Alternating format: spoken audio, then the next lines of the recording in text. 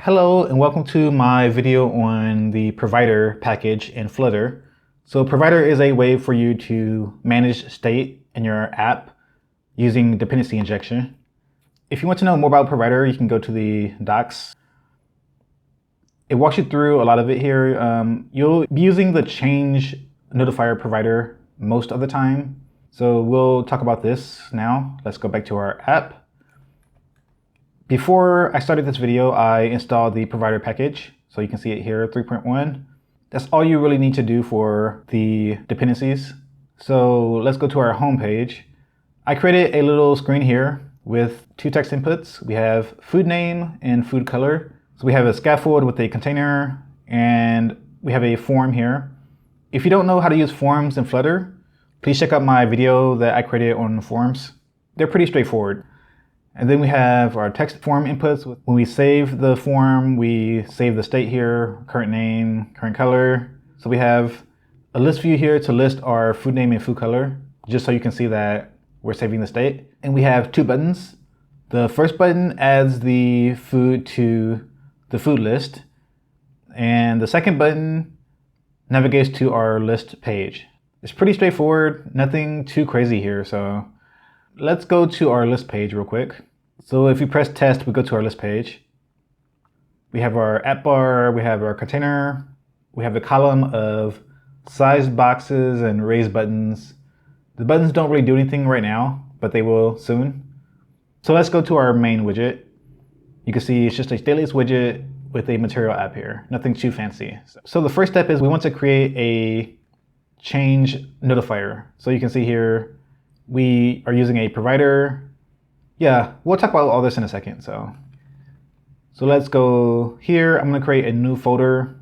I'm going to call it Notifiers, and I'm going to create a new file called FoodNotifier.dart. And then I'm going to do class FoodNotifier, and then we have to have a class called ChangeNotifier. So this is a class that provides a change notification API using callbacks. If you want to know more about this, you can just go to the definition and read all of this good stuff. But it's basically a class that has a listener on it. So in our class, we want to create a food list because we want to hold a list of foods in here. So we have a list of foods, food list, and we'll just set it to an empty array. And then we want to create something called an unmodifiable list view. That's just a fancy way of saying that this list view cannot be changed once you create it. You define the type here. It's a type food. So let's import our food class here. Oh yeah, if you want to see the food object, it's just a standard Dart object, nothing fancy. A couple final variables with a constructor to set our name and color. So this will be a getter. So get food list, and then we will return a unmodifiable list view and pass in the actual food list. You could just use a normal list if you want to, but this is a good practice. And then we want to create a method to actually modify our food list. So we're going to add something to the food list. So we want to do void add food, and then text in a food, and then we just add it to our food list. And then we want to call a function that's available to us because we're using this class here. It's called notify listeners. So this notifies us of a change in this class. So if you don't have this line here, your app will never be notified that this list has changed. That's all we're going to do for this class now. So let's save that. Let's add this to our main. I want this notifier to be available to every widget inside of our My App widget. So to do that, we use something called a ChangeNotifier provider, and we want to wrap our My App in that. So let's actually move this real quick, and we're going to use that widget first. So we're going to say ChangeNotifier provider, which is part of the provider package here. So this takes in a couple objects that we need. It takes in a builder. So the builder is similar to the builder that we use in other widgets. So we want to have a context, and then we want to define the change notifier that we are interested in. So it'll be food notifier. Okay, and then it also takes in a child. So the child will be the actual widget that we want to run in this case, and that'll be my app. Okay, so this ensures that everything inside my app has access to this food notifier widget here. Oops, let's do this. So now let's go back to our home screen here. And now we can actually remove this food list because we don't care about it locally. Now it only exists inside of our food notifier class. So we can get rid of this. And we want to update the list view here to now say, oh, before that, we want to actually use our food notifier. So we need to actually define an object, food notifier, and then we'll just call it food notifier. And then we have to set it equal to provider, and then the static method .of, and then we specify the actual type of notifier that we have here, which is food notifier. And this takes in the context here. So this is how you would actually be notified of any changes in your food notifier class. So this works together with this class here. So to further hammer home the point, if we ever add a food here and this gets called, this will make sure that our widget gets rebuilt. So that's important to know. So let's go down to our list view here. So instead of food list, we'll have food notifier.foodList, and then we'll just take in the index and .name. And we'll do something similar here, but we'll call this color. So we need to actually use our food notifier here too. .foodList. And one more time, we do this, and now we are not adding it to the list directly, we're adding it with our method here, or add food. So do food notifier.add food. And that's it. Now we've actually replaced the local state here with the state of our provider. So food notifier here. So let's see this in action. Let's restart. So now if we put something in here, everything should be the same. Boom. Boom. Okay, so I hope that makes sense, and I hope this alone shows you how powerful it is. So I want to mention something in our main here. We're doing it this way. We're wrapping our entire my app object in here, but you don't have to do it this way. You can put this ChangeNotifierProvider inside of any widget that you want to. So you can wrap your list page widget in this if you want to, or any other widget. We're just doing it this way so we have access to it in more places. So let's go to our list page now.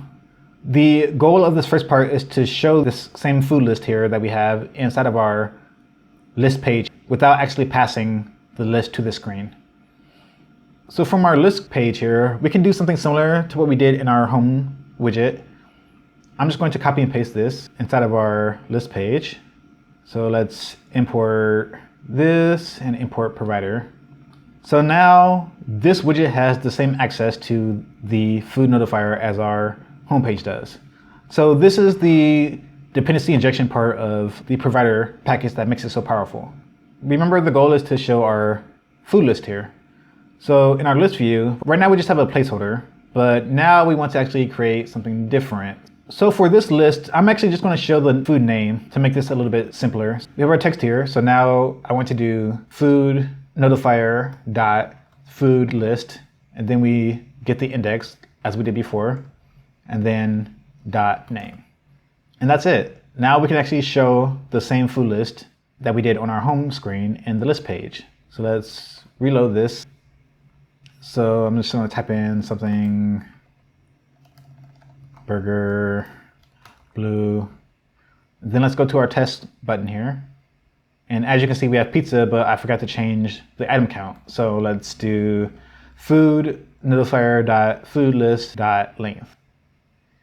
And as you can see, we have our pizza and our burger in a list here. I didn't style this one just to save some time. It's not really a big deal. So yeah, now you can see that we have everything the same here. So we can add one more. Let's do green, kale, add food, test, and now we have kale here. So as you can see, this is very cool stuff. Like, we are going to our list page, but we're not passing anything to our list page. All of our state is stored in this one file here for our food. So yeah, this is the first part of using Provider. There's a couple other things that I want to do with Provider too. I want to add another ChangeNotifier here. So let's go to our folder here and do new file. I'm going to call this UserNotifier. So I'm going to go to our FoodNotifier here and copy and paste this just to save some time. And UserNotifier, I'm not going to use this here. I'm going to create two variables here. I'm going to create a string user name, and I'm going to create a int. Let's call it user age. So now in this one, we have two different variables, and one of them is an int. So I just want to show a slightly more complicated version of the ChangeNotifier class. We're going to create a constructor here, UserNotifier, and we're going to just pass in the username, this.username. Okay, and we're going to create two functions here this time. So we're going to create set username, and I'm going to do a string username, and I'm going to set the username to username. Okay, and I'm going to create a second function here. Let's do set user age, int age, user age, and just call this age. Okay, let's delete these unused imports. And we want to create getters for these two. So let's do string get username and underscore username.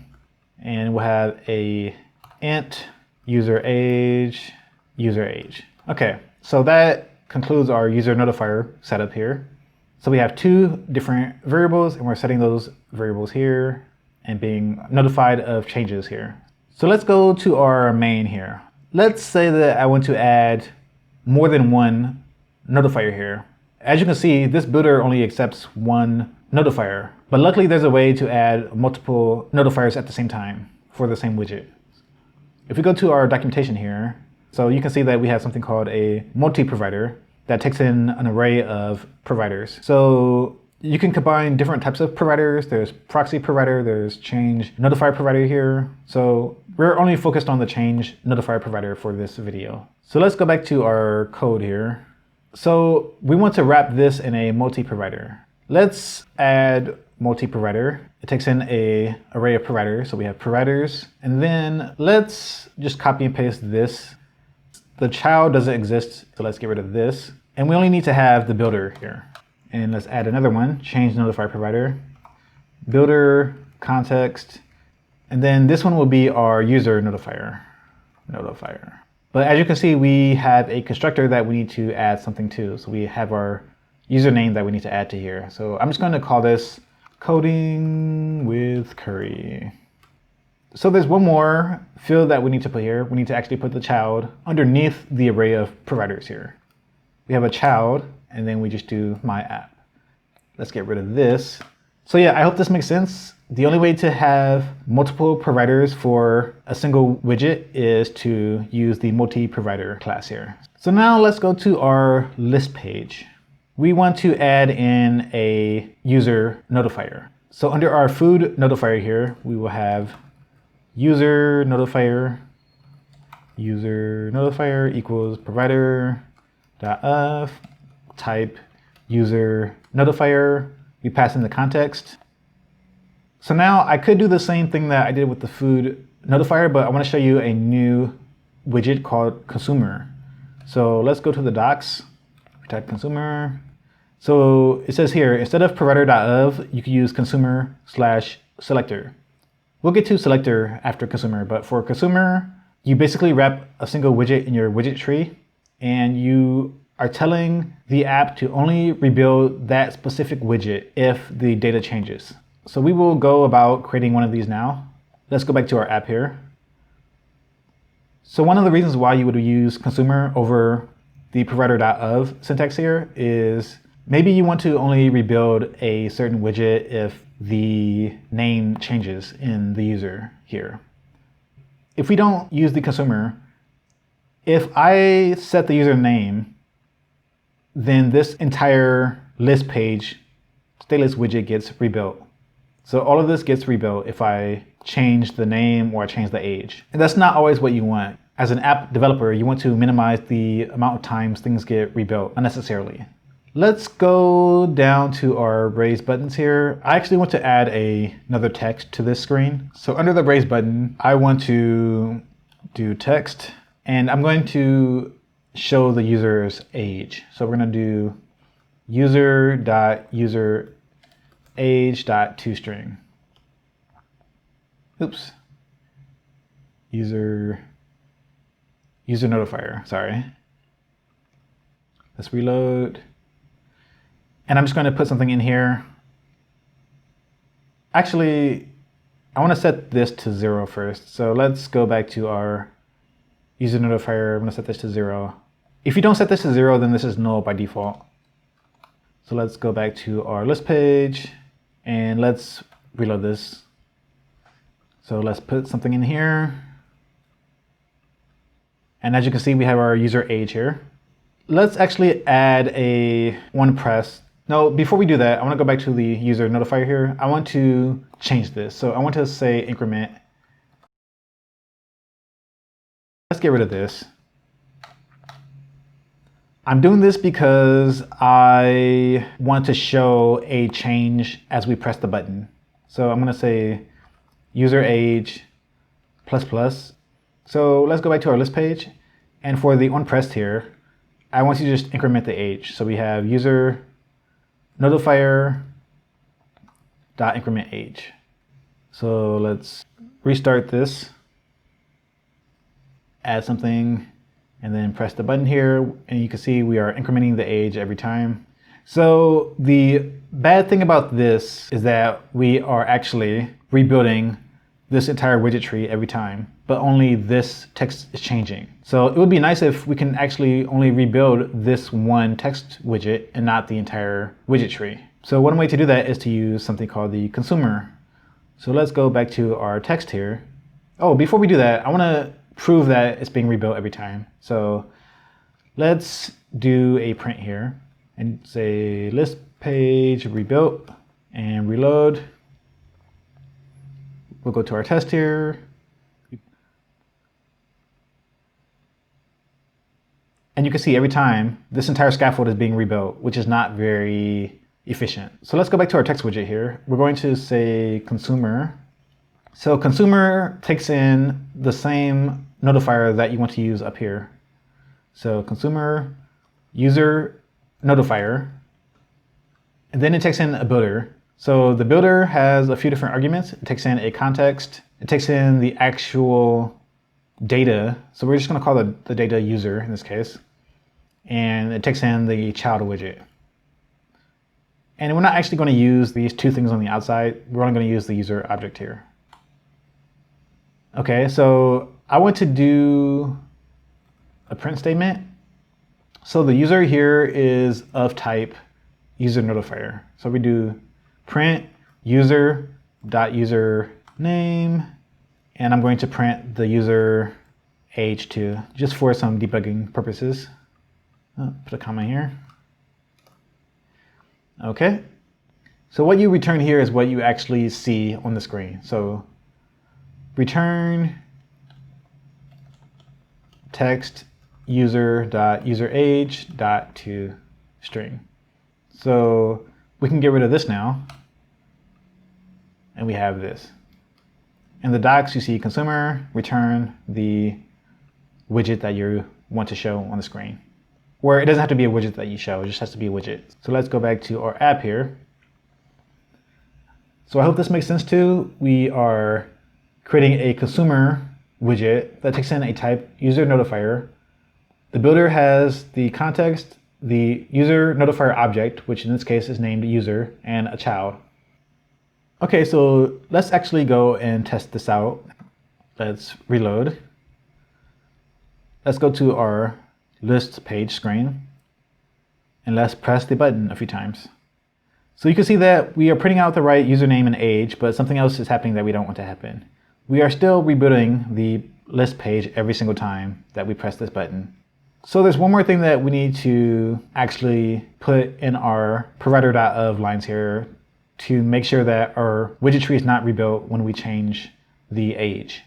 So I mentioned that the consumer lets us rebuild only the part of the widget tree that we want to rebuild, which is the text widget here. But to actually make sure that that's the case, we need to add another flag here to our UserNotifier. So let's do comma, and there's another variable here called listen. So listen is set to true by default, but we want to set it to false. So the listen flag here as false says, don't listen to anything in the UserNotifier here, but we still have access to that here. So if we still want to set the username and age, we can still do that because we still have access to this. Sorry if there's some extra noise on the video now. It just started raining, so you might hear a little bit of rain in the background. So let's actually save and reload our app now. So let's go to our test here. And now let's press the button a few times. And now, as you can see, you no longer see this print line because this is not being rebuilt. The entire scaffold is not being rebuilt. Only this text widget is being rebuilt. So that's a great feature of Provider. You can specify what part of the widget tree you want to be rebuilt when something changes in your state, which is amazing. So I love the Provider package. But there's one more thing, people. There's one more thing. In addition to the consumer, the Provider package just released a new widget called Selector. So Selector was released maybe, I think it was a couple weeks ago. I think it was August 30th or something. So let's go to our Provider docs here, and we have something called Selector. So Selector is very similar in syntax to the consumer, but it actually allows you to be more specific in what you listen for. In the docs here, this text widget will only be rebuilt if the length of the list changes. So in this case, if you update the item in a list, this text view will not be rebuilt. Only if the length of the list changes will this be rebuilt, which is nice. So let's actually see how we would go about doing that. We'll change the consumer to selector. And this takes in an extra argument. So we're going to actually select on the age. So let's go here, and we want to have an int here. So int is the type of what we're interested in. So we're interested in the age. So let's go back to our docs again real quick. So we have a selector here that we need to create. We have selector, it takes in a context and UserNotifier. So selector, and then we have context, and we're going to call the second argument user. Okay, and then we have to return what that is. So we want to return user.userAge. Again, I apologize for the rain that you can hear now. So we have user.userAge. And now we want to go to the builder, and the builder is very similar, but here we want to say age. And then we can get rid of these two lines for now. We don't really need that. So now we just want to say age.toString. So before we had the UserNotifier.userAge toString, but now the selector gets that for us. So we actually return user.userAge here. So we don't actually need to use that entire line here. We could just say age here. So age is user.userAge. Hope that makes sense. Okay, so to review this real quick, the selector is listening for the UserNotifier, and it's listening for a variable of type int. So when the user.userAge changes, we want to rebuild the text widget and show the age.toString, which is the user.userAge toString. Okay, so let's go back to our simulator here. Reload this. So let's go to our test and let's press the button. As you can see, this is working correctly and our entire widget tree is not being rebuilt, only our text is. But to prove that it won't be rebuilt if we change the name, let's add that to our first button here. Let's do UserNotifier.setName, and we'll do something like new name. Let's save and reload. So let's go to test. I'm going to clear the console here, or the terminal here. Let's press the button 1 now. Oh yeah, we didn't actually do anything with that. So let's go up here and go to our app bar, and let's actually put in the name here. So let's do UserNotifier dot username. Okay, and let's change this to coding with curry. Coding with curry. Let's reload. Actually, let's change it to something different because we are passing that in with our main here. So that will be the default value. So let's go to our list page again, and let's say hello here. Save, reload. Let's go to our test here, and you can see coding with curry is here. That's our default value that we passed in here. And let's press the button 1. Actually, let's clear this first, and let's press the button 1. And you can see that's not working because we're not listening for it. So let's get rid of this again. Let's get rid of this, restart, and let's go to test and press button 1. And you can see hello here, but the entire list page is rebuilt. So yeah, let's change that back to false, go to test, and let's see, I want to test the increment age and the hello. So let's put in another text here. So let's go selector, and now we'll do one for the username. And we'll say string here, and name, and we'll just put in the name here. Test, change the name, you can see hello, you can see this. So yeah, this makes sure that this only gets updated when we change the user age. And this only gets updated when we change the username. So I hope this all makes sense. This is how you would use the provider.of, the consumer, and the selector. We could change this back to, actually, let's change this to consumer. Let's change this back. Let's do this. Get rid of this. And user and user.username. Do this. And we have this, and everything still works the same. But the difference now is that if we change the age, let's print this. So let's print, and let's print username widget built, and we'll add something here too. We'll say user age widget built.